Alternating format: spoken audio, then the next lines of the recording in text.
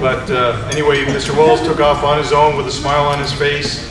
I think about a half hour or 40 minutes later, he came back with this gigantic tow truck that hooked up to the bus with all of his kids in it and towed us over the hills, the worst hills, to get us over to, I guess what it was, to 10 or whatever, to get us back into Phoenix. So I think we made it all the way to Buckeye, and then the bus finally did die. And but I remember the man had a smile on his face and was just overjoyed to tell us about how he found the tow truck. I don't know if you remember that one at all, but that was quite an afternoon there. And I remember the next year I showed up for go off to Camp Pacific, and there was a nice Greyhound bus waiting for me. Mr. Wells, thank you for everything. Love you, sir.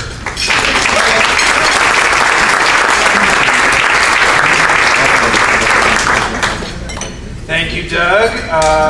Next up, we'd like to ask Cindy Franklin. Do you want to come up? You want to come on up, shall you?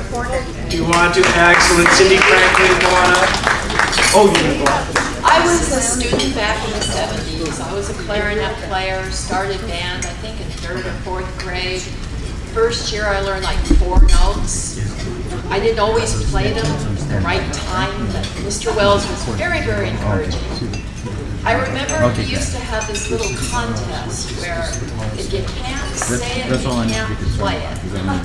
And so you got to look at your B flat, A, F, G. A, F, G, A, F, A, F. And I got a quarter. Well, I guess there's 4 people in my life that have influenced me for the best good. Probably my parents, my husband, Jesus Christ, and Bill Wells. Not necessarily that.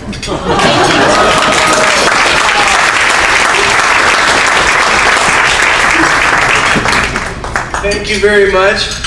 Dawn Stacy wanted to share that Mr. Wells taught me great patience and to smile, always smile. A great mentor. Where are you, Dawn Stacy?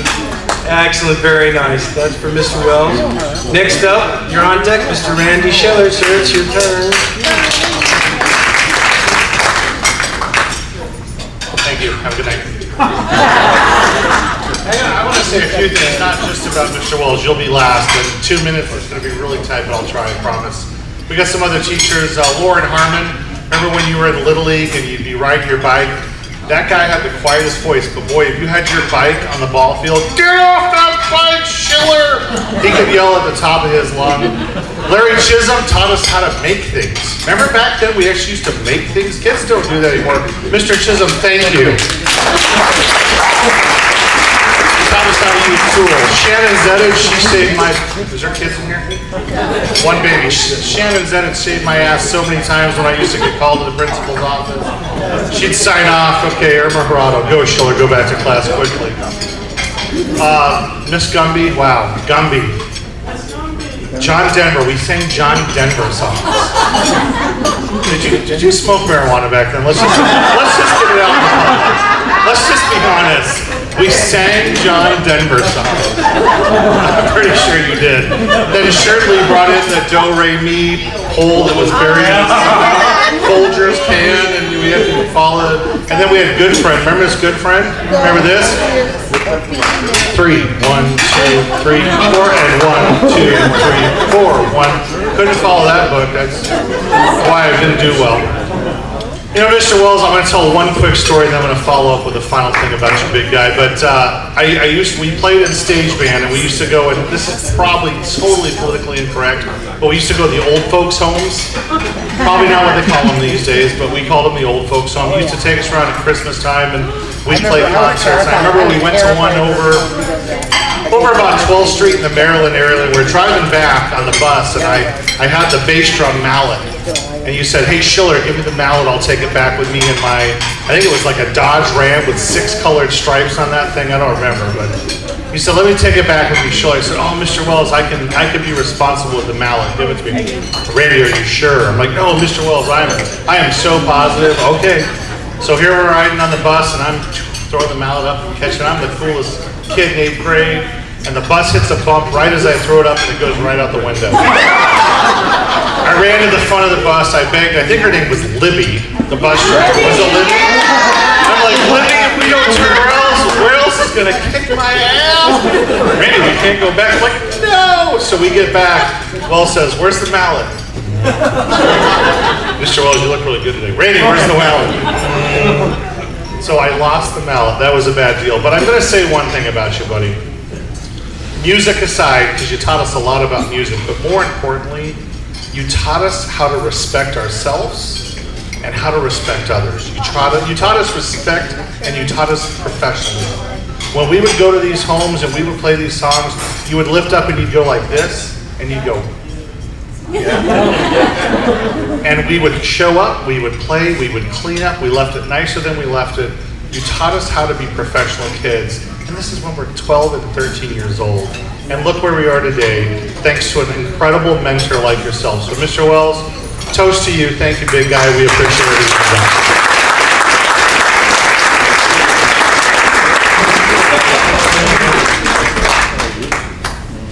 Thank you, Bert. How do you follow that?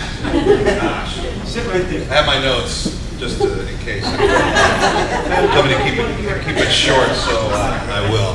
So a couple of things right off the bat. Mr. Wells, does it get any more positive than Bill Wells? You could not get him down on any day, at least from a student's perspective. Although I did see him come out of the teacher's lounge many times. They'd open that door and smoke would be from the ceiling all the way down to here.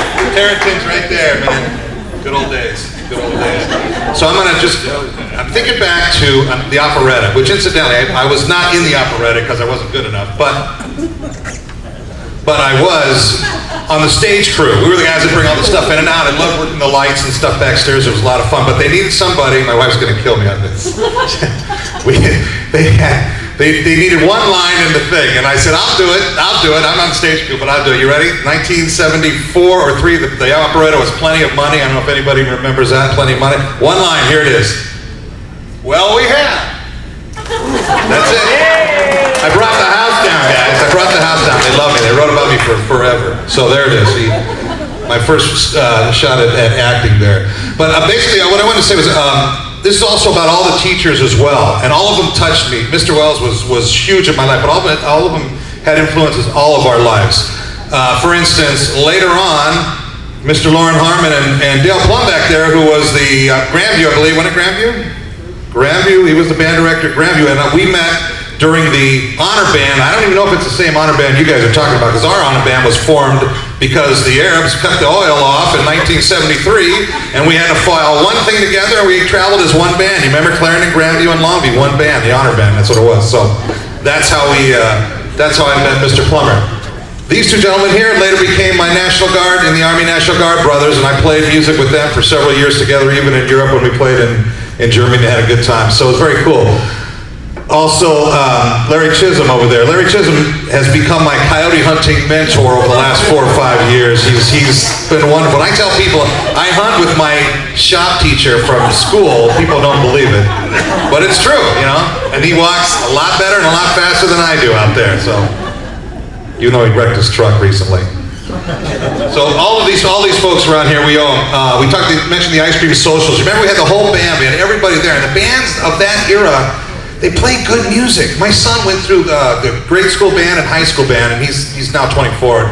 Like so many kids, they stopped. He doesn't play drums anymore. They didn't have the influence of these teachers that we had.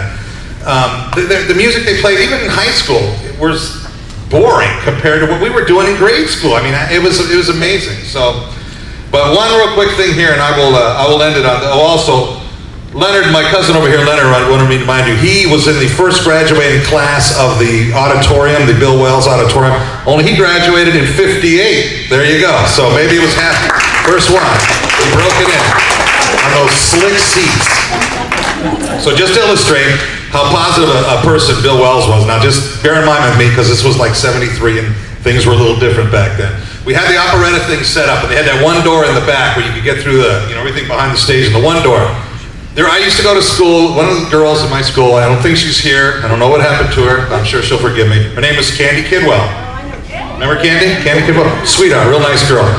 Boys being boys, the idiots that we could be, somebody wrote on the back above the handle, on the back of the thing, Candy is a fag. Writes that on there. Now, boys were boys. Bill Wells scratches off the word fag and writes bag of goodies right on the top. There you have it. Never, they can't let anything get down. That's basically what I wanted to say. Mr. Wells, thank you. All the teachers of Longview, we appreciate it. It's going to be, I heard great things about you from Bert and Colleen in high school. I never got to be around you, Mr. Morgan. I think it ended when I was there my last year, but we really appreciate everything. And also, again, hats off to all the people who put this together, which was amazing, and all of us getting to do the Facebook thing and getting together. So thank you. Congratulations. Happy 90th. We'll see you on your 100th right here again.